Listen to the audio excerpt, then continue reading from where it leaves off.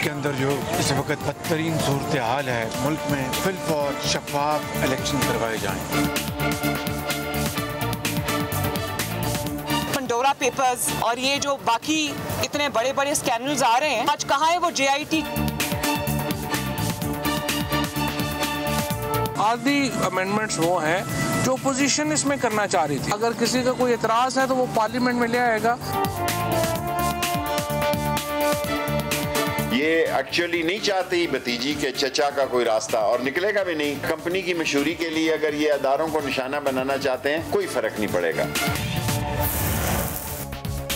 बिस्मिल्लाहिर्रहमानिर्रहीम, अस्सलाम वालेकुम। प्रोग्राम न्यूज़ बीट के साथ मैं हूं आपका मेज़बान सैयद फवाद ज़ैदी। नाज़रीन, शफाफ इंतखाबात हमारा एक बड़ा मसला है। शफाफ इंतखाबात का मुतालबा सब करते हैं, लेकिन इसके लिए संजीदा इक़दामात के लिए शायद कोई भी तैयार नहीं है। आज बड़ी अहम डेवलपमेंट है कि मौलाना फजलुर रहमान ने अपोजिशन लीडर और मुस्लिम लीग नून के सदर मियाँ शहबाज शरीफ से मुलाकात की है, मीडिया से गुफ्तगू की, और इसमें दोनों रहनुमाओं ने मुल्क में फौरी और शफाफ इंतखाबात का मुतालबा किया है। दूसरी तरफ हुकूमत है जो सिर्फ़ और सिर्फ इलेक्ट्रॉनिक वोटिंग मशीन्स को ही शफाफ इंतखाबात का ज़रिया करार दे रही है।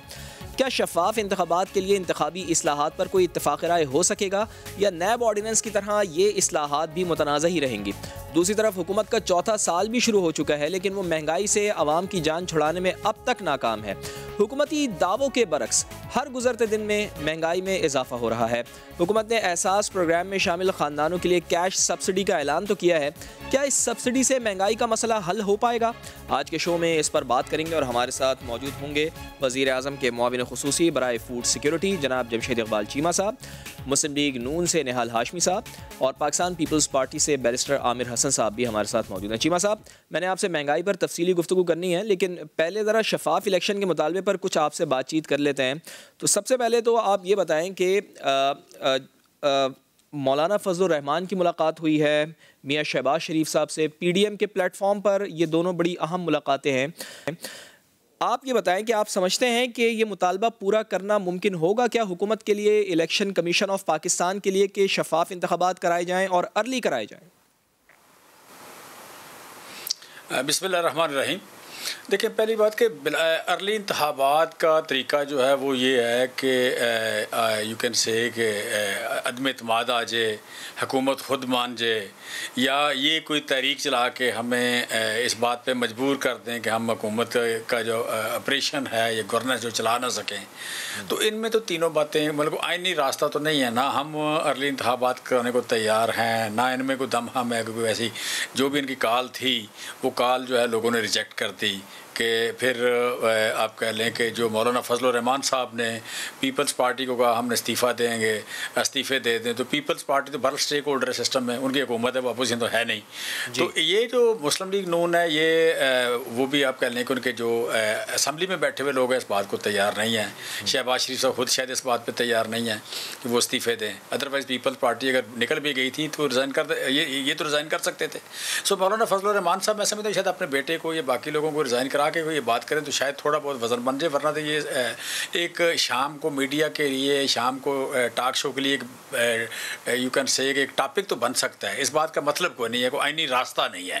ठीक, लेकिन शफाफ इंतखाबात की लेकिन आप ये कह रहे हैं कि क्या ये मुतालबा गैर आईनी है? फौरी इलेक्शन का मुतालबा आप समझते हैं कि क्या गैर आईनी है? माजी में इमरान खान भी तो ऐसे मुतालबात करते रहे, बल्कि वो तो कहते रहे हैं कि अगर आप समझते हैं कि आप मकबूल हैं तो इलेक्शन करवाने में क्या खौफ है। वो तो हुकूमत को ये ताना देते रहे माजी में।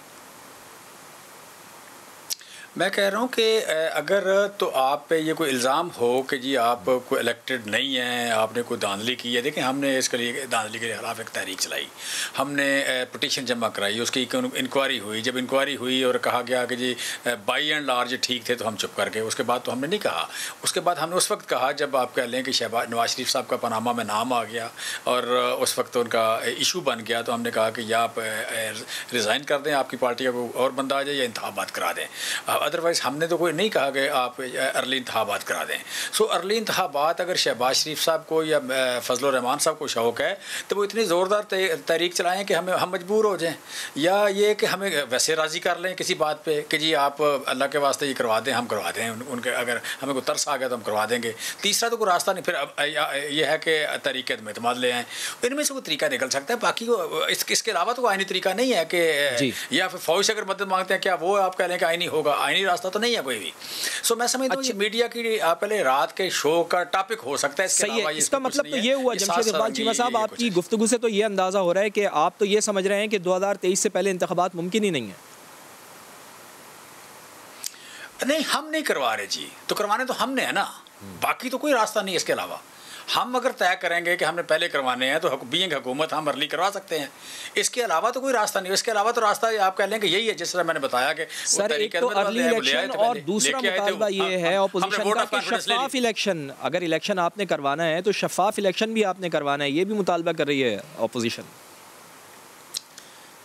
देखिए, पहली बात तो ये कि पिछले जितने इंतखाबात हुए हैं 1977 से लेकर 77 से लेकर जब 4 वज़ीर आला बिला मुकाबला हो गए और 1 वज़ीर आज़म बिला मुकाबला हो गया, उसके बाद से 85 है, 88 है, 90 है, 93 है, 97 है, 2008 है, 13 है, 18 है, ये जितने इंतखाबात हैं इसमें कोई ऐसा इंतखाब नहीं जिस पे धांधली का या जिस पे रिगिंग का इल्ज़ाम ना लगा हो।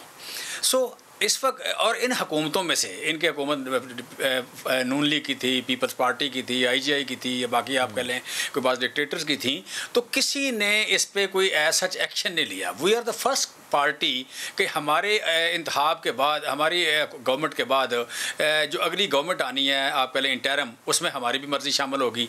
फिर हमारी जो इलेक्शन कमीशन में कुछ ना कोई अपॉइंटमेंट्स हमारी भी होंगी। इससे पिछली तो सारी अपॉइंटमेंट्स भी और पिछली इंटरम गवर्नमेंट्स भी पीपल्स पार्टी की और नून लीग की मुश्तरका थी, हमारा उसमें हिस्सा नहीं था। अगली में आना है तो हम जिम्मेदारी समझते हैं कि अगला इलेक्शन हम शफाफ कराएं, इंतखाबात शफाफ हों, और जो पिछला इल्ज़ाम है नहूसत है इलेक्शन पे रिगिंग की, एक मनहूस साया है, वो साया दूर करें।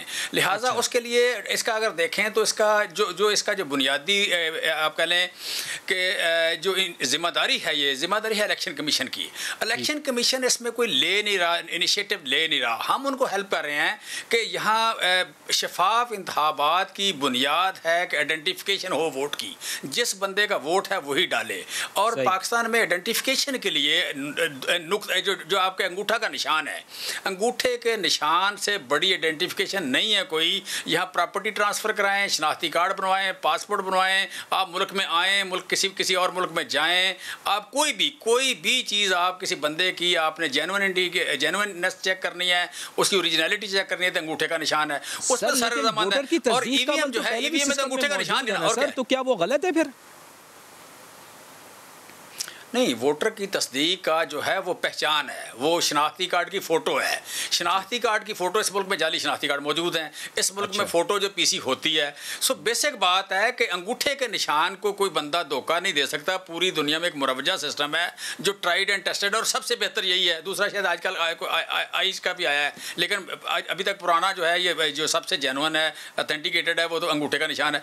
सो मैं समझता हूँ कि सबसे पहले वोट की जेन्युइननेस जो है ये बुनियाद बनेगी इलेक्शन की, बुनियाद बनेगी free and fair election. Machine आप मुतारिफ करवा रहे हैं, क्या उसमें फिर बायोमेट्रिक भी मौजूद है? अंगूठे का निशान अगर आपका अंगूठा, आपकी आइडेंटिफिकेशन तो होनी है ना जी, उसी के बेस पे आपके सामने आएगी ना, और क्या है। सही बेसिकली वोट की जेन्युइननेस को उसने चेक करना है। दूसरे बंदे का अंगूठा तो वो कबूल नहीं करेगी, दूसरे बंदे का अंगूठा को कबूल नहीं करेगी, आप कबूल करेंगे। निहाल हाशमी साहब से भी बात कर लेते हैं। निहाल हाशमी साहब, शहबाज शरीफ ने मुल्क में फौरी इंतखाबात के इनेकाद का मुतालबा किया है। आप क्यों समझते हैं कि फौरी इंतखाबात ही मुल्क की मसाइल का वाहिद हल हैं, जबकि वो खुद कहते रहे हैं कि अब 2018 वाली सूरत हाल से जो पहले वाली सूरत हाल थी उस पर मुल्क को ले जाना बहुत मुश्किल है? क्या वजह है कि आप लोग अर्ली इलेक्शन को ही फिर इस मुल्क के तमाम मसाइल का हल समझते हैं? बिस्मिल्लाहिर्रहमानिर्रहीम। देखें, जब ये इलेक्शन हुआ 2018 का, जी और जनाब जस्टिस रज़ा मोहम्मद खान साहब जो चीफ इलेक्शन कमीशन थे, उन्होंने रात 2:30 बजे गालिबन प्रेस कॉन्फ्रेंस करके कहा कि आई एम सॉरी, मैं कर ना सका, और एकदम RTS बैठ गया। तो पूरे पाकिस्तान के सियासी जमातों ने और जो भी कैंडिडेट थी, अवाम ने शोर मचाया धांधली का, और वो सच साबित हुआ। और अगले दिन या उसके उस हफ्ते जब सियासी कायदीन मिले तो उन्होंने कहा हम ये इलेक्शन रद्द करते हैं, धांधली वाली इलेक्शन है और नए इलेक्शन होने चाहिए। इस इलेक्शन को हम देखिए, जब आप किसी चीज़ को रद्द करते हैं तो ऑटोमेटिकली दूसरी उसकी रिप्लेसमेंट होनी चाहिए। तो डे फर्स्ट से इवन जब पार्लियामेंट में हलफ ले लिया जाता है तो वहाँ पर भी बिलावल साहब कहते हैं सिलेक्टेड प्राइम मिनिस्टर। तो दिल खास्ता हमने ये कबूल किया। हम उसके बाद हमने समझा शायद ठीक है, अब एक और चीज़ है कि इन्होंने इतनी तरक्की कर दी है। अभी कल परसों में फवाद चौधरी साहब ने कहा कि हमने 1 करोड़ नौकरियां दे दी, यकीनन दे दी होंगी। हमने सब अच्छा, निहाल हाशमी साहब एक मिनट, जब ये इंतखाबात हुए थे तो उसके बाद मुजाहिरों का ऐलान किया गया था अपोजिशन की जानिब से, लेकिन फिर हमने ये भी देखा है, हम इसके शाहिद हैं कि उसमें ना शहबाज शरीफ शरीक थे, ना फिर उसमें बिलावल भुट्टो जरदारी शरीक थे, और उसके बाद आप लोगों ने हलफ भी उठा लिया था। तो ऐसे तो फिर हमने एहतजाज तो फिर हमने उसके बाद देखा नहीं ना। उसमें मैं शरीक था, मुझे याद है, उसमें मरियम नवाज भी आई थी, हमारे पार्टी के हमारे जो जिसने वज़ीर आज़म का जो फारिग हुए थे, शाहिद खाकान साहब भी आए हुए थे, हसन इकबाल भी साहब थे, राजा रफुलक साहब भी थे, और अक्रॉस द बोर्ड यूसुफ रजा गिलानी साहब थे, जनाब फजलुर रहमान साहब थे, राजा परवेज अशरफ साहब थे। लेकिन तो पार्टी के सदर नहीं थे सर, सब थे लेकिन सदर नहीं थे। देखिए सुन ले, वो पार्टी के सारे एक मैंने उनकी एक स्टेचर है पार्टी में, नहीं पूरे पाकिस्तान में। अब जो मैं बता रहा हूँ, 1 मिनट अगर आप मुझे दे दें। जी। हम इसलिए इलेक्शन बहुत जल्दी चाहते हैं कि इतनी तरक्की कर ली है इस मुल्क ने कि आटा मनी तरक्की के ऊपर जा रहे हैं। हम आटा 35 से 70 में गए, हम पेट्रोल 60 से 128 पे चले गए, हम घी 150 से 400 पे चले गए, हम तेल 140 से 350 पे चले गए। निहाल हाशमी साहब, ये महंगाई की आप बात कर रहे हैं ना, महंगाई की आप बात कर रहे हैं सर, ये मैं इस पे आऊंगा, महंगाई पे मैं आऊंगा सर, आपके पास आऊंगा, पूरा हम क्यों चाह रहे? अच्छा सुन तो लेना, हमने पस मंजर क्यों बताया? हमने पस मंजर इसलिए बताया कि जब इतनी तरक्की कर ली आपने, तो अब आप इलेक्शन करवा लें। आप तो कहते हैं बड़े मकबूल हैं, तो आप जीत भी जाएंगे। हम खामोश नहीं रह सकते। इस मुल्क के अवाम बेरोजगार हो रहे हैं, इस मुल्क में लोगों को नाने शबीना को तरस गए, इस मुल्क में लोग बेरोजगार हो रहे हैं। कल बिजली का बिल बढ़ा दिया गया, पिछले हफ्ते पेट्रोल 2 रुपए और बढ़ा दिया गया। इतनी तरक्की हो रही है, मीडिया पे कदगन लग चुका है। तो सर महंगाई पे मार्च तो बहुत जरूरी है ना, ये तो सब लोग कहते हैं, तो आप कोई महंगाई के ऊपर मार्च भी तो निकालें ना। इस मुल्क में गवर्नेंस फेल हो चुकी है। जिस मुल्क में गवर्नेंस फेल हो जाए और प्राइम मिनिस्टर कहे कि मैं यू टर्न लेने का मास्टर हूं, और कोई जमीर भी तो कोई चीज हो, क्या हम बेहतर हैं कि मेरा मुल्क बर्बाद हो जाए, मेरे लोग खुदकशियां करें, लोग भीख मांगने पे मजबूर हो जाए, क्या आपके कहने से नौजवान जिनको रोजगार ना मिले? आपके कहने से इलेक्शन हो जाएगा? इलेक्शन ही होना चाहिए। देखिए और कोई तरीका नहीं है हुकूमत को पलटने का। ये वो दौर चला गया कि आप बंदूक लेके आते थे या घोड़े पे तलवार पे बैठ करके आप किसी की सल्तनत को उड़ा देते थे। अब एक ही तरीका अवामी राज है, वोट को इज्जत दो। अच्छा सर निहाल हाशमी साहब, जब आपकी हुकूमत थी तो उस वक्त आप कहते थे कि हुकूमत को मुद्दत पूरी करनी चाहिए। अब आप इख्तिदार से बाहर हैं तो वक्त से पहले इंतखाबात का मुतालबा कर रहे हैं, ये तजाद क्यों है सर?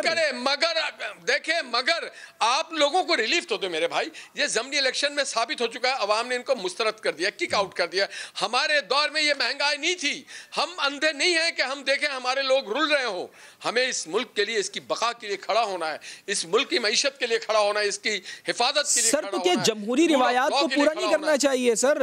एक नई प्रेसिडेंट आप इसको लेकर आना चाहते हैं, एक नई मिसाल आप लेकर आना चाहते हैं। देखिए जमहूरी रिवायत पर तो पूरा उतरना चाहिए ना, मौका देना चाहिए तमाम सियासी जमातों को। दावत देंगे, कबूल करें, यू टर्न ले इस बार, और कहें हम फेल हो गए, हम डिलीवर नहीं कर सके, हम तब्दील नहीं कर सके, तब्दीली नहीं हुई। ये इस मुल्क में महंगाई लेके आए, इस मुल्क में एक ऐसा सैलाब लेके आ गए, सुनामी लेके आ गए कि जो सब चीज़ को बर्बाद करके चला गया। खारजा हमारा पिट गया, दाखिला हमारा पिट गया, मईशत हमारी पिट गई, तालीम हमारी पिट गई, सेहत हमारी पिट गई। बचा क्या हमारे पल्ले, ये बताएं? हाँ बच गया 2-3। जमशेद साहब एक अच्छे सियासी कारकुन है, इसलिए एहतराम के साथ। हमारे पास पहले लोटा ब्रिगेड था, अब लतीफ़ा ब्रिगेड। अब इस मुल्क के वजीर जो हैं वो जोक करते हैं यार, जोकर आके बैठ गए हमारे मुल्क में, कहते हैं 1 करोड़ रुपया नौकरी हमने दे दिया। कमाल कर दिया, इससे ज्यादा मजाक पाकिस्तान के साथ नहीं। ठीक है, नुक्ता आ गया आपका। क्या आपकी ख्वाहिश पर तो इमरान खान साहब हुकूमत नहीं छोड़ देंगे ना? ये जो आप मुतालबा कर रहे हैं हुकूमत से, शफाफ इंतखाबात का मुतालबा कर रहे हैं और अर्ली इलेक्शन का मुतालबा कर रहे हैं, ये आपकी ख्वाहिश ज़रूर हो सकती है, लेकिन आपकी ख्वाहिश के ऊपर इमरान खान साहब हुकूमत नहीं छोड़ेंगे। उन्होंने पहले ये कह दिया। बैरिस्टर आमिर हसन साहब, PDM ने मुल्क में फौरी इंतखाबात करवाने का मुतालबा कर दिया। पीपल्स पार्टी अब PDM का हिस्सा नहीं है, क्या आप फौरी इंतखाबात के मुतालबे से इत्तेफाक करते हैं सर? बहुत शुक्रिया जी। देखें, फौरी इंतखाबात का मुतालबा मुत्तहदा अपोजिशन का रहा है। जब हमने PDM बनाई थी उसके अंदर भी पहले दिन मुतालबात के अंदर यही बात थी कि फ़ौरी इंतखाबात होने चाहिए, और उसकी कुछ वजूहात हैं। देखें, बिला वजह कोई भी मुतालबा नहीं करता। तमाम जमहूरी मुल्क के अंदर हम लोग पॉलिटिकल पार्टीज़ हैं, और पाकिस्तान पीपल्स पार्टी की एक तारीख है। वजह यह है कि आइन के तहत मुल्क को नहीं चलाया जा रहा। आइन है और आइन के अंदर कुछ इदारे हैं और आइनी तौर पे सबसे मजबूत इदारा पार्लिमान है। जिस हुकूमत ने पार्लिमान को उसके बुनियादी फंक्शन यानी कानून साजी से रोक के, और अब 3-4 लोग हैं किराए के भाड़े के टट्टू जो अब कानून साजी कर रहे हैं बैठ के, वो बताते हैं। कल तक वो हमारे साथ भी थे, कल तक वो मुशर्रफ के साथ भी थे, वो मार्केट में सर खरीद लोग हैं। मेरी बात सुन लें ज़ैदी साहब प्लीज़, मैंने 25 मिनट तक खामोशी से बातें सुनी हैं, अब मेरी तो सुन लें। तो यहाँ पे ज़र खरीद लोग हैं, कानून साजी कर रहे हैं और पार्लिमान को कानून साजी नहीं करने दी जा रही। फिर उसके बाद पार्लिमान एक मुशावरत का सबसे आला फोरम है, कलेक्टिव विजडम का, उसे कभी इस्तेमाल नहीं किया गया। वो शख्स जो इक़्तिदार में आने से पहले कहता था कि मैं हर बुध को पार्लिमान को जवाब दूँगा, वो अब तशरीफ़ ही नहीं लाते, किसी के साथ बात ही नहीं करते। अब वो समझते हैं कि वो कोई महमूद गजनवी हैं। अभी निहाल भाई ने कहा कि घोड़ों पे, वो समझते हैं कि मैं घोड़े पे बैठ के आया हूँ, तलवार के साथ मुल्क पता सर वो ये कहते हैं कि मसाइल का अंबार है, उन मसाइल के अंबार को सही करने के लिए वक्त ही नहीं मिलता उनको। सर जी अंबार अगर ठीक हो रहे हो ना ज़ैदी साहब, तो हम एतराज़ क्यों करें? हमारी आवाज़ कौन सुनता अगर अंबार ठीक होते? ये जब आए थे तो एक वो फिगर्स के साथ बड़ी एक रिपोर्टें आपको सुनाई जाती थी। पाकिस्तान का बच्चा इतने का मकरूज़ था, 10 साल के बाद इतने का मकरूज़ हो गया। पाकिस्तान के बच्चे को खुराक इतनी नहीं मिलती, इतना लेवी टैक्स को जगह टैक्स कहा जाता था, कर्ज लेने पे खुदकुशी का पूरा हलफ उठाया गया था कि खुदकुशी कर लूँगा लेकिन मैं कर्ज नहीं लूँगा। आज क्या हालात है?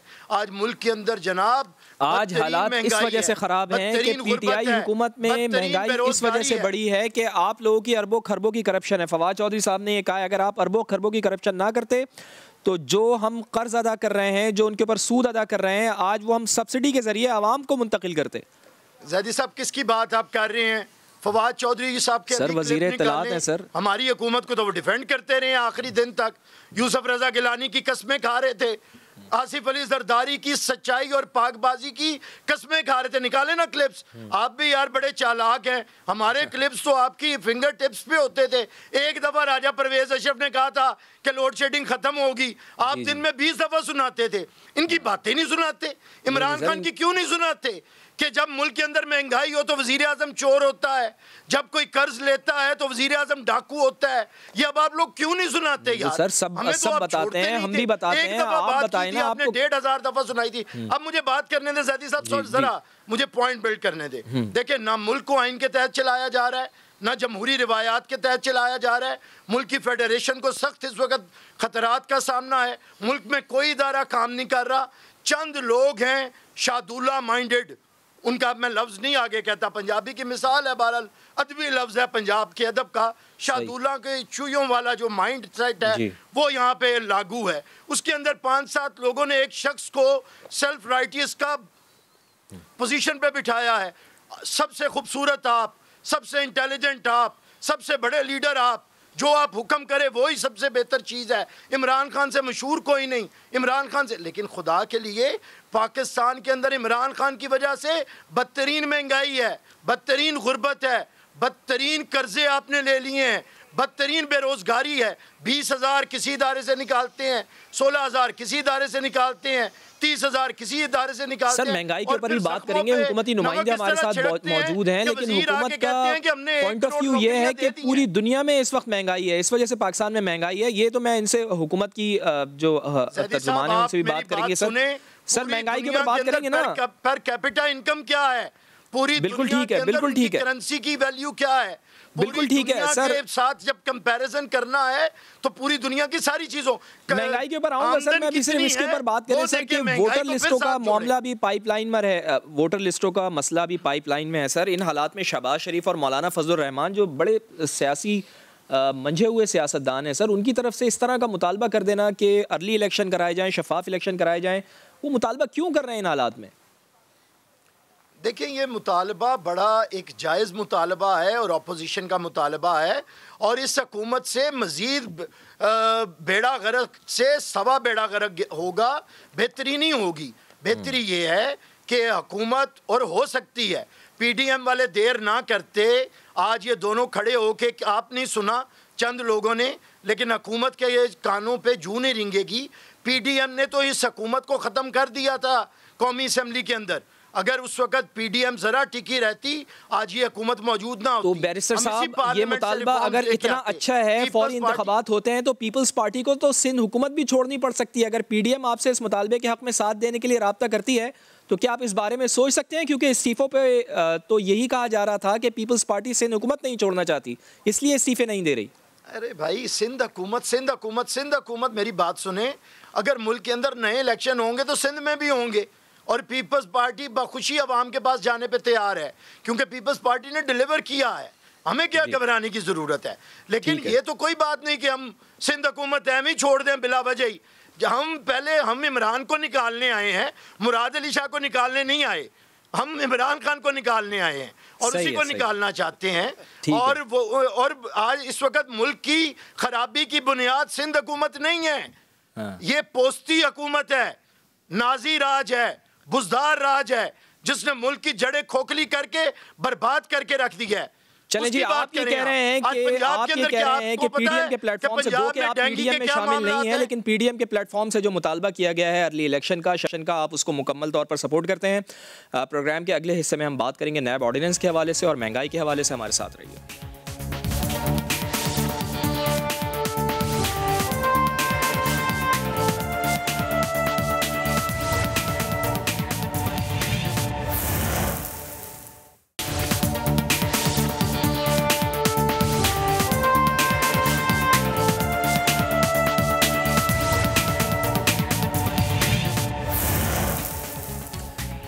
तो प्रोग्राम में एक बार फिर खुशामदीद। और हुकूमत पे इस वक्त जो तनकीद हो रही है वो महंगाई को लेकर हो रही है। और जमशेद इकबाल चीमा साहब, इस वक्त महंगाई 9 से 10% है और फूड इन्फ्लेशन इससे कहीं ज़्यादा है। वर्ल्ड बैंक के मुताबिक 3.9% ग्रोथ रहने का इम्कान है, जो खित्ते में सबसे कम है।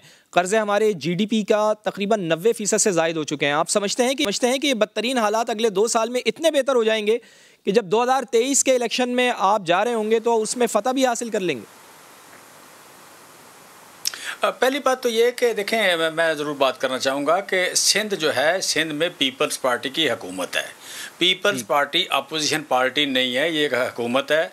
और आज की डेट में सिंध में देखें, ये जो ओवरऑल इन्फ्लेशन है, इन्फ्लेशन कमेटी का, चूँकि मैं मॉनिटरिंग कमेटी का मॉनिटरिंग कमेटी का मैं मेंबर हूँ, जो नेशनल प्राइस NPMC, तो उसमें हम एक 51 आइटम लेते हैं वीकली महंगाई के हवाले से।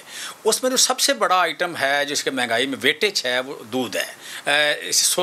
18.3% इसका शेयर है।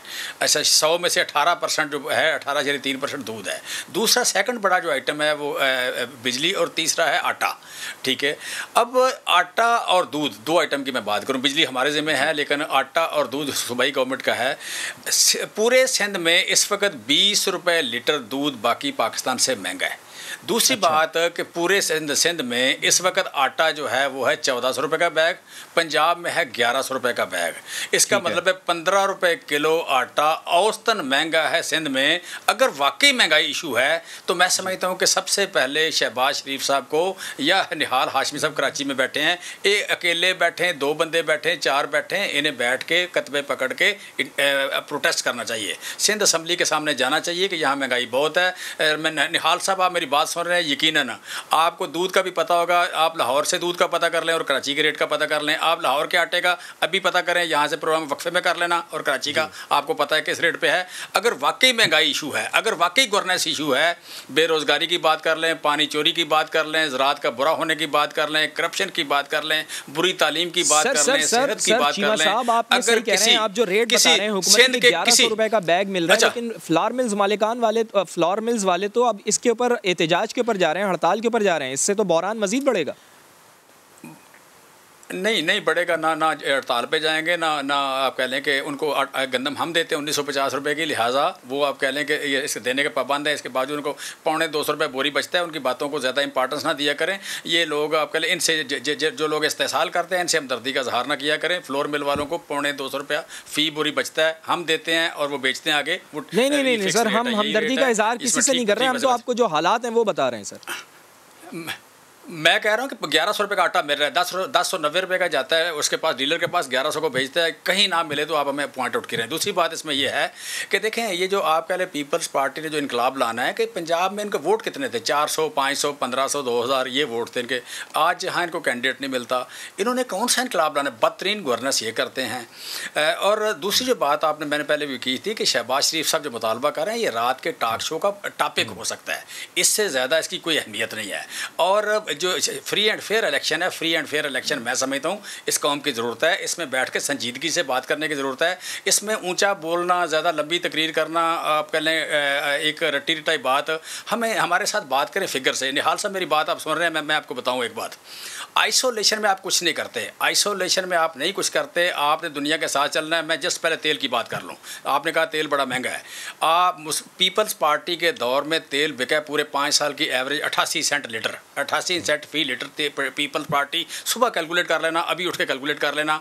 उसके बाद मुस्लिम लीग नून के दौर में 5 साल में औसतन तेल बिका 79 सेंट लीटर, हम बेच रहे हैं 65 सेंट लीटर। लेकिन सर उस वक्त तो डॉलर भी तो सस्ता था ना, आपका मसला डॉलर का है सर, डॉलर इतना ऊपर आपने पहुंचा दिया है। मैं हाँ अब डॉलर की सुन लें, अब डॉलर की सुन लें कि जुल्फ़िकार अली भुट्टो साहब 1947 से लेके 1970 तक जो डॉलर बढ़ा वो 3 रुपये 30 पैसे से 4 रुपये 70 पैसे हुआ। और भुट्टो साहब के दौर में 4 रुपये 70 से 10 रुपये का डॉलर हुआ, 110% कीमत बढ़ी। पीपल्स पार्टी के 3 दौर आए हैं, एक में 110% डॉलर महंगा हुआ, दूसरे में 44% महंगा हुआ, तीसरे में 36% महंगा हुआ। मुस्लिम लीग नून के दौर में एक बार 42% महंगा हुआ, एक बार 26% महंगा हुआ, एक बार 28% महंगा हुआ। हमें डॉलर मिला था 129 रुपए पे, 129 14 अगस्त की निकाल लें, 18 अगस्त को हमारी हुकूमत बनी थी, 18 अगस्त को निकाल लें डॉलर का रेट क्या था, हमें डॉलर मिला 129 रुपए में। हमारे यहाँ भी महंगा हुआ है, लेकिन ये उसी तरह हो रहा है जिस तरह आप कह लेंगे जिस तरह मुस्लिम लीग का था। पीपल्स पार्टी से तो हमारी कई गुना बेहतर परफॉर्मेंस रही है डॉलर के पॉइंट ऑफ व्यू से और महंगाई के पॉइंट ऑफ व्यू से। पीपल्स पार्टी के तीनों अदवार में डॉलर भी और महंगाई भी और गवर्नेंस भी ज़्यादा बुरी रही। और इस वक्त अगर बात करें महंगाई के हवाले से, थे उसके मुताबिक तो आपको सबसे बेहतर परफॉर्मेंस देनी है ना। जी हमने दे रहे हैं ना। मैं अगली बात बताऊँ निहाल हाशमी साहब, आपको शहबाज शरीफ साहब को जो आटा मिला मुशर्रफ से वो मिला था 19 रुपये में, निकाल लें आज इकनॉमिक सर्वे ऑफ पाकिस्तान निकाल लें, 19 रुपये किलो शहबाज शरीफ को आटा मिला था। शहबाज शरीफ ने जब वो स्टेक हमें पकड़ाई 38 रुपये में आटा पकड़ाया, ठीक है, 38 रुपये में आटा बिक रहा था आपका, और आज आटा पंजाब में आपको 55 रुपये मिल रहा है। सर 10 साल हुकूमत रही है उनकी, 10 साल में 19 रुपये से 10 साल में। मैं आपको ज़्यादा कह रहा हूँ, मैं आपको कह रहा हूँ कि आप 51 आइटम की बात कर रहा हूँ, मेरे पास 51 की फ़िगर मौजूद है। 51 आइटम की बात कर रहा हूँ, मेरे पास 51 की फ़िगर मौजूद है, मैं 51 पे बात कर लूँगा, ठीक है। ये जो आप कह लें महंगाई में बात कर लें, डॉलर में बात कर लें, इकनॉमिक परफॉर्मेंस में बात कर लें, हमने इनसे बेहतर परफॉर्म किया है। आइसोलेशन में हम परफॉर्म नहीं करते। दुनिया में जब तेल महंगा हुआ है, आज यूरोप में पावर्टी, नुकता आगे आप कह रहे हैं कि आप इनसे बेहतर परफॉर्मेंस कर रहे हैं, आपको बहुत ज़्यादा सख्त हालात मिले हैं। निहाल हाशमी साहब जिस तरह ये कह रहे हैं जमशेद इकबाल चीमा साहब के सिंध हुकूमत ज़िम्मेदार है, वहाँ पर दूध महंगा मिल रहा है, आटा महंगा मिल रहा है, चीनी महंगी मिल रही है सिंध में, तो क्या वाकई ऐसा ही है? और फिर इस तरह आपके ऊपर भी इल्ज़ाम लगा रहे हैं कि 19 रुपये किलो आटा आपको मिला था, 38 रुपये किलो मियाँ शहबाज शरीफ ने कर दिया था, इसका भी जवाब देना। ज़ैदी साहब देखें, वो अवामिल देखने पड़ते हैं जिसके वजह से महंगाई होती है हर चीज़ पे। अगर आपको याद हो, चूँकि जमशेद साहब एक सियासी कारकुन हैं, उन्हें जहाँ आटा का याद है हमारे 19 से 35 का, तो उन्हें याद होगा 1998 में हमारे पाकिस्तान की मुख्तलिफ हुकूमतें जाती रही IMF में, वर्ल्ड बैंक के पास। 1998 में जब इसाक डार साहब हुकूमत पे आए और वज़ीर ख़जाना बन के न्यूयॉर्क गए IMF के पास, तो उन्होंने वही सारी कंडीशन रखी थी जो आज PTI की गवर्नमेंट में रखी गई कि पेट्रोल महंगा करना है, गैस महंगा करना है, बिजली महंगा करना है, ये टैक्स लगाना है, वो टैक्स लगाना है, स्टेट बैंक के ऊपर ये मॉनिटरिंग बैठानी है। आपको पता है first time in the history of Pakistan Mohammad Ishaq Dar साहब खड़े हुए, उन्होंने कहा नो सॉरी, वो छोड़ के बाइकआउट करके उनको मुस्तरद करके आ गए उन्होंने कहा नहीं, मैं पाकिस्तान से ये मैंडेट लेके नहीं आया कि मैं अपने मुल्क को गिरवी रख दूं और आपके डिक्टेशन पे, आपके टर्म्स एंड कंडीशन पे पाकिस्तान को चलाऊं, मैं नहीं कर सकता। और वो 5th जो प्रोग्राम था वो पहला प्रोग्राम था जिसे इसाक डार साहब ने कंप्लीशन किया। आज इन्होंने स्टेट बैंक को गिरवी रख दिया है, बाकर साहब को लेके आ गए, वो जो एक फेलियर निज़ाम देके आए थे मिस्र में, आज इन्होंने शौकत तरीन साहब को लेके आए जो एक बैंकर हैं, उनका कोई काम नहीं है मईशत से, वो आज छठा आने वाला है इनका finance minister, finance secretary, finance adviser. इनकी जो फेलियर ऑफ निजाम है सर, वो कह रहे हैं कि ये सूबाई मसला है, महंगाई, दूध और आटे की कीमत ज्यादा है। मैंने इस तरह से आपसे सवाल किया कि आप वहां बैठे हैं, सुन ले सैदी साहब, गवर्नेंस खराब है, गवर्नेंस खराब है, फेलियर है, गंदगी नहीं तो है। आटा और दूध अगर महंगा हो रहा है तो गवर्नेंस किसकी खराब है? सिंध हुकूमत की या वफाकी हुकूमत की? वफाकी हुकूमत कह रही है हमारा ये डोमेन ही नहीं है। देखिए मैं आपको बताऊं, मैं कराची में रहता हूं, हमारी बल्दियाती निज़ाम को उस तरह से नहीं चलाया गया जो चलाना चाहिए। हमें नौकरियां दी की बहुत सारी हमारी इश्यूज हैं, मगर जब भैंस कॉलोनी से दूध की ट्रक चल रही होती है उस वक्त पेट्रोल कोई और कीमत पे था, आज कुछ और कीमत पे। जब बिजली चल रही होती है उस वक्त जो मीटर था नवाज शरीफ साहब के दौर में, पेट्रोल था, सॉरी बिजली की पर यूनिट था 9 रुपीज़, आज 2 दिन पहले फिर 2 रुपया बढ़ा दिया गया। तनख्वाह नहीं बढ़ रही है, वसाइल नहीं बढ़ रहा है, ये बढ़ाते जा रहे हैं। इनके पास ना टीम है, ना प्लान है, ना प्रोग्राम है। हमारे दौर में एक्सपोर्ट हो रहा था ग्रेन, सब प्लान है, मैं बता रहा हूँ निहाल हाशमी साहब, प्लान है हुकूमत के पास, प्लान है। मैं प्लान सुन लेना सर, प्लान सुन लें। अली अमीन गंडापुर ये कह रहे हैं कि चीनी के 9 दाने अगर आप इस्तेमाल करते थे तो 100 दाने इस्तेमाल करते तो 9 दाने कम कर लें। शौकत यूसुफजई कह रहे हैं कि जो चीज़ महंगी है उसका इस्तेमाल छोड़ दें, खुद सस्ती हो जाएगी। प्लान तो है हुकूमत के पास। ज़ैदी अकबर बादशाह के पास 9 रतन हुआ करते थे, इमरान खान साहब के पास भी टोटल जो है वो ATM है, 9 रतन ATMs हैं जो ऐसी बातें करते हैं। उनमें फवाद साहब भी हैं, उनमें अमीन गंडापुर साहब भी हैं, उसमें बहुत सारे, उनमें आजकल एक नया है, वे इस पर नौकरी कर रहे हैं बेचारे शहबाज गिल साहब, वो भी इस तरह की बात करते हैं। देखिए सियासी कारकुन इस तरह की बात नहीं करता और ये हमारा फ़र्ज है। देखिए जो बात अभी आमिर ने कहा, हम इसीलिए नए इलेक्शन चाहते हैं कि जनाबे वाला, और हम इस गवर्नमेंट को इसीलिए हिट कर रहे हैं कि जनाब वाला आप आइन और कानून से मावरा इस मुल्क को चला रहे हैं। कोई भी सिस्टम, कोई भी गवर्नमेंट, आप बताएं किस आइन में लिखा है कि आप स्टेट बैंक को जो है इस तरह खुद मुख्तारी देके IMF के पाबंद कर दें? कैसे ये डॉलर चला गया? और मैं एक वादे कर दूं, 108 रुपये था डॉलर जब हमारी हुकूमत गई थी। डॉलर को ऐसा लगता, पर इसमें ऐसे नहीं किया है, इसमें लोगों की किकबैक। और मैं जमशेद साहब से पूछूंगा कि आपने, लेकिन वो सही कह रहे हैं ना सर, उसमें इंटरिम गवर्नमेंट ने भी तो बढ़ाया था ना फिर रेट उसका डॉलर का। 3 साल में आपने 3 साल में जनाबे वाला वो कर्जे ले लिए। अगर आप, और फिर एक ही परवेज अभी कह रहे थे जमशेद साहब कि हमारे दौर में 19 रुपया से 35 रुपया हो गया, 14 रुपया बढ़ गया, मगर उस वक्त फिर हमने मेट्रो 38 रुपये सर, 38 हॉस्पिटल भी बनाया हमने, 38 चले, हमने लैपटॉप भी बनाया, हमने हॉस्पिटल भी बनाया, हमने ऑरेंज भी बनाया, हमने लाहौर को खूबसूरत किया, बेरोजगारी अलाउंस दिया, सेमेडा लाया। लोग मिसाल देते हैं शहबाज शरीफ की हुकूमत का, और बीइंग अपोजिशन लीडर ये उनका राइट है जब वो महसूस करते हैं कि पाकिस्तान के अवाम के साथ जुल्म हो रहा है। कोई इदारे नहीं, पहले पाकिस्तान को मजबूत करो और बताओ हर किसी को कि आप अपने डोमेन में रहे। आप क्यों इंटरफेयर कर रहे, इंक्रोचमेंट कर रहे हैं इलेक्शन कमीशन के मामलात में? आप क्यों इंक्रोचमेंट कर रहे हैं नादरा के मामलात में? आप क्यों इंक्रोचमेंट कर रहे हैं पार्लियामेंट? आपने हमारे पार्लियामेंटेरियन को बेइज्जत किया, उनकी इंसल्ट कर रहे हैं। जब आप ऑर्डिनेंस लेके आते हैं, वो पार्लियामेंट इसलिए जाके बैठते हैं कि वो कानून साजी करें, आप उनको कानून साजी का मौका नहीं देते हैं।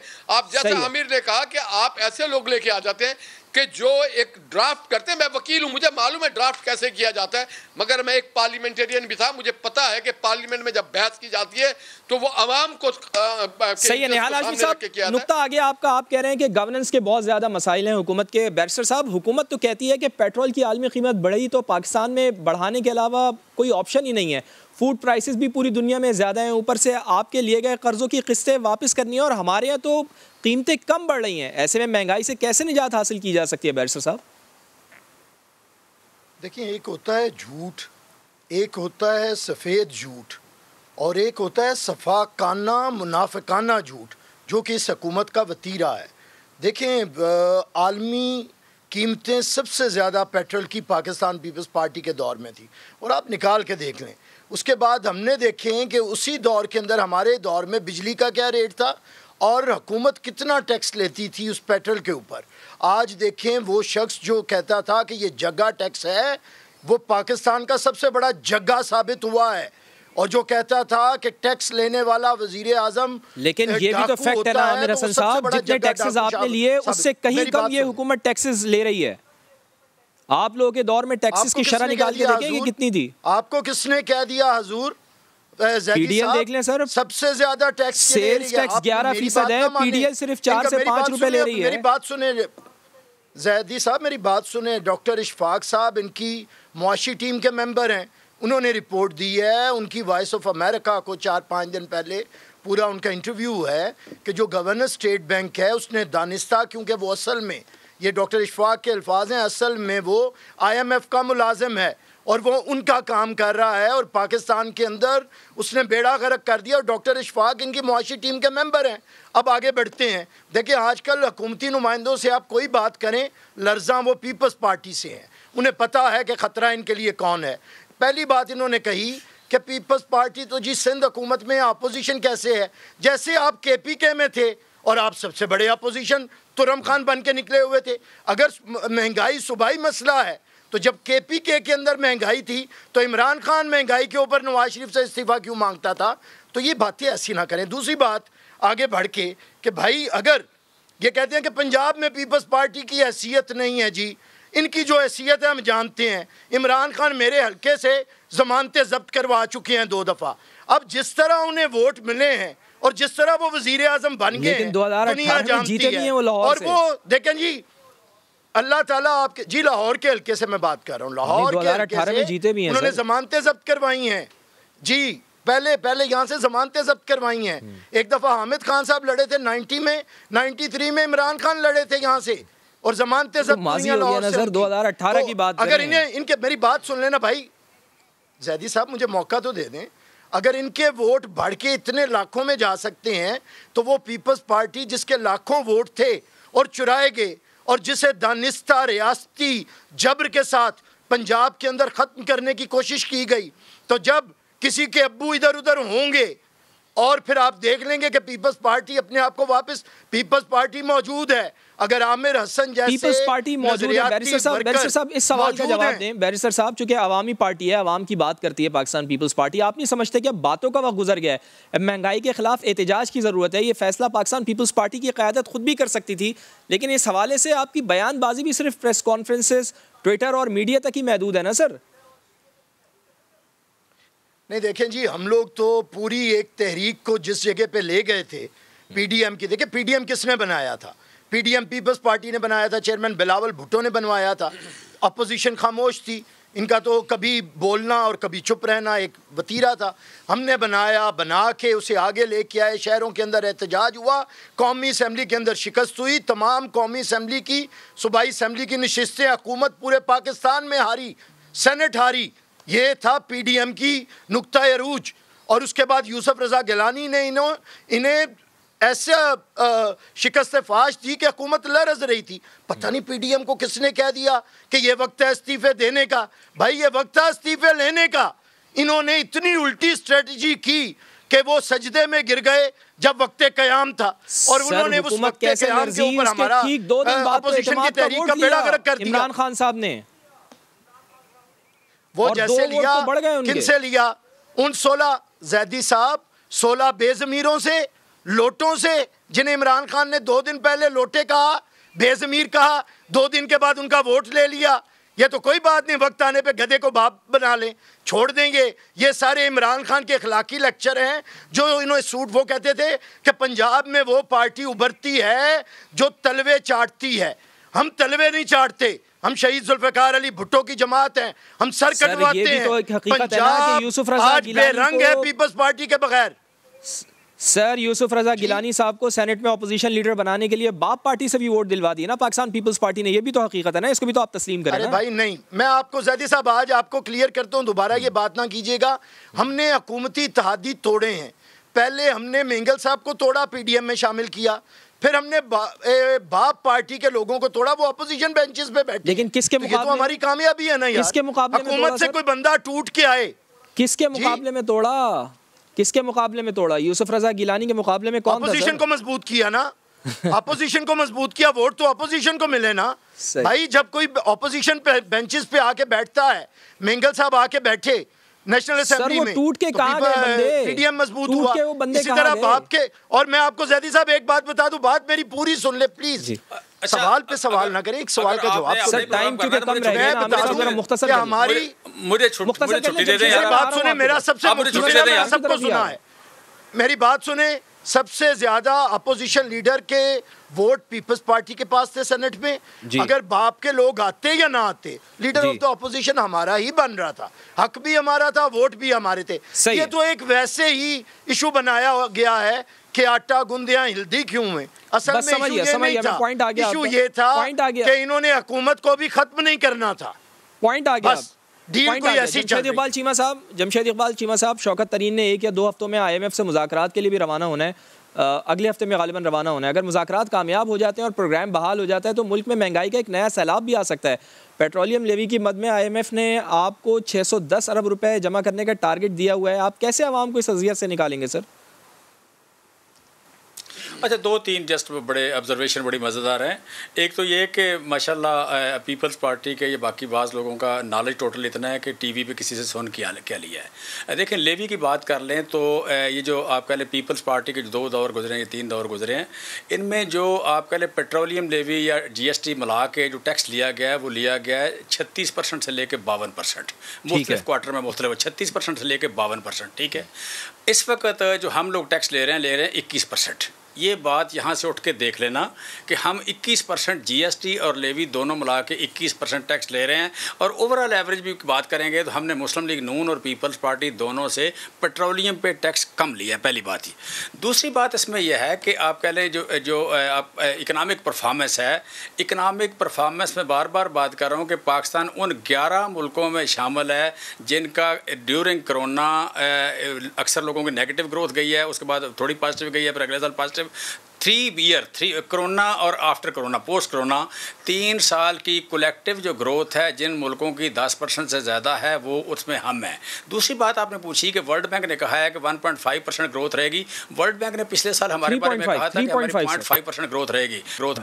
नहीं 3.5। पिछले साल उन्होंने हमारे बारे में प्रोजेक्शन दी थी कि हमारी ग्रोथ होगी 0.5%, हमारी ग्रोथ हुई 3.94। ठीक है, ये उनकी जजमेंट थी। इस वक्त जो वो कह रहे हैं कि हमारी 3.5 होगी, हमारी ग्रोथ 5% से ज़्यादा होगी। इस वक्त आपकी ज़राअत पे चारों क्रॉप्स 18% से लेके 60% तक ग्रोथ है। आपकी एक्सपोर्ट जो है इसकी ग्रोथ जो है ये तकरीबन आप कह लें कोई 30% से ज़्यादा है। आपकी टैक्स कलेक्शन जो है ये कोई 40% से ज़्यादा है। आपकी LSM की ग्रोथ ज़्यादा है, आपका हाउसिंग स्ट्रक्चर ज़्यादा तेज़ जा रहा है। तो हमें कोई 3.5% किस तरह कह सकता है हमारी ग्रोथ 5% से ज़्यादा होगी। दूसरी बात इसमें यह है टैक्स कलेक्शन आपकी ज़्यादा है, फिर भी IMF मुतमईन नहीं हो पा रहा है आपसे। मैं कह रहा हूँ कि देखें, आपने अभी रिसेंटली कुछ लोगों की दौड़ लगवाई है, रिसेंटली कुछ लोगों को आपने बड़ा पुराना 70 वाला बदला ले लिया है, तो बाज़ लोगों को हजम नहीं हो रहा है। ये गाँव के चौधरी की इज्जत बड़ी होती है, आहिस्ता आहिस्ता ये पेन जाती है। अदरवाइज ये it's not financial matter, it's not financial, it's something else. चलें जी, बहुत बहुत शुक्रिया। चूँकि जमशेद साहब प्रोग्राम का वक्त ख़त्म हो गया है। जमशेद इकबाल चीमा साहब हमारे साथ मौजूद थे, बैरिस्टर आमिर हसन हमारे साथ मौजूद थे, निहाल हाशमी हमारे साथ मौजूद थे। आपसे मुलाकात होगी कल, तब तक के लिए इजाज़त दीजिए। अल्लाह ने के बाद।